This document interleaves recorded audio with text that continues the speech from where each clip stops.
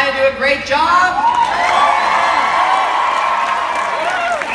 I want to thank the Lieutenant Governor, Kathy Hochul. Thank you, Kathy, for being here. And I want to thank the great mayor of Syracuse, Mayor Stephanie Miner. Also want to thank Corcoran High School Band,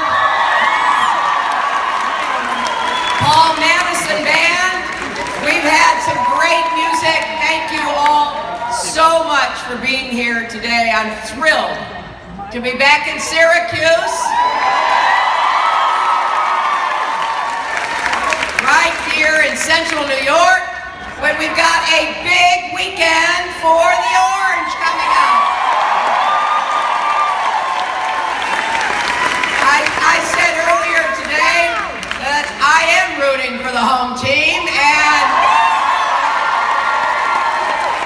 I hope they go all the way. Don't you? Both teams, men and women.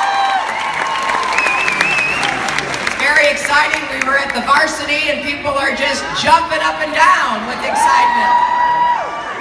Well, I'm jumping up and down with excitement about the New York primary on April 19th. Because I think that this is one of the most consequential presidential elections we've had in a long time. The stakes are really high.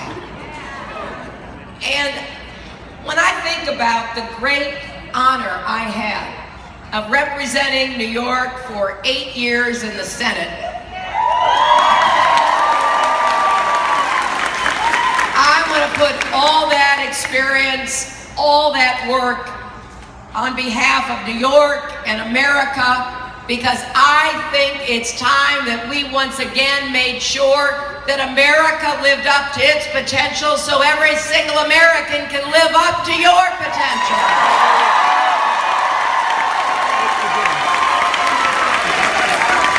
And earlier today at Central Tech High School in Syracuse, I had a conversation with some of the businesses and others that I worked with when I was your senator about how we solved problems together, how we created more markets, how we grew businesses to employ so many more people. I know we can do this. I know we can create more good jobs because we've done it. I know we can raise incomes because we've done it. And I will guarantee you this, if I'm so fortunate enough to be your president, I will never forget New York, and I will never forget.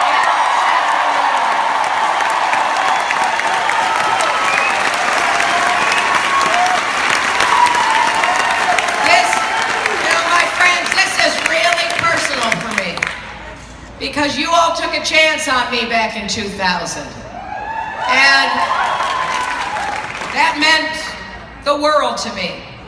And we worked hard together. We went through some tough times, tough economic times, terrible events of 9/11. We had to really roll up our sleeves, but that's what I loved about it. It's what I love about New York. You can knock us down, but you can't keep us down. We are always getting up.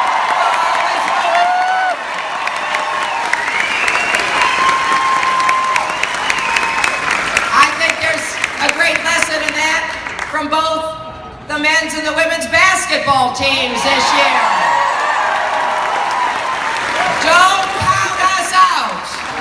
We've got the grit, we've got the resilience, and the determination. That's what our country needs right now, don't you think?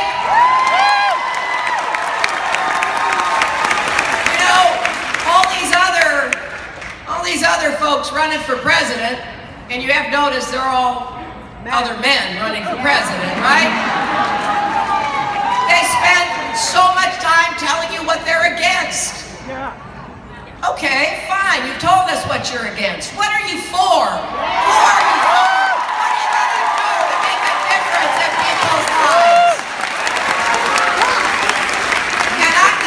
What I'm going to do, because I want you to help me do it, and I want you to hold me accountable for doing it, right? I'm not going to come and tell you, you know, I I want you to blame this person over there. I want you to scapegoat that person over here. You know, blame people. Don't work. Blame people. It's us versus them. I'm not going to have any part of that. I'm also not going to make promises I know I can't keep. I don't believe in that either.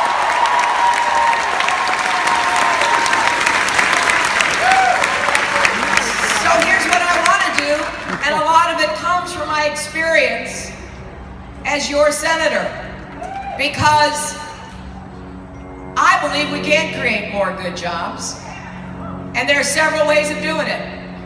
We need to invest in our infrastructure, put people to work on our bridges, our roads, our tunnels, our ports, our airports.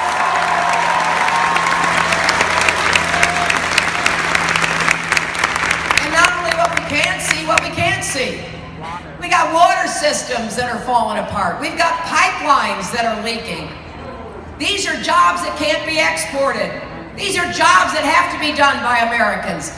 These are jobs, good union jobs, that provide a good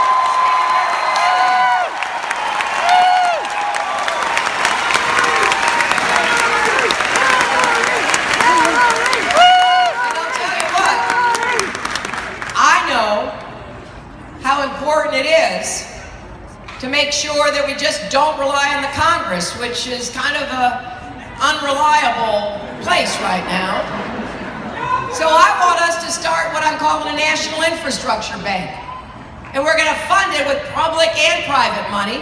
So while the Congress is arguing about whether or not to pay to fix our roads,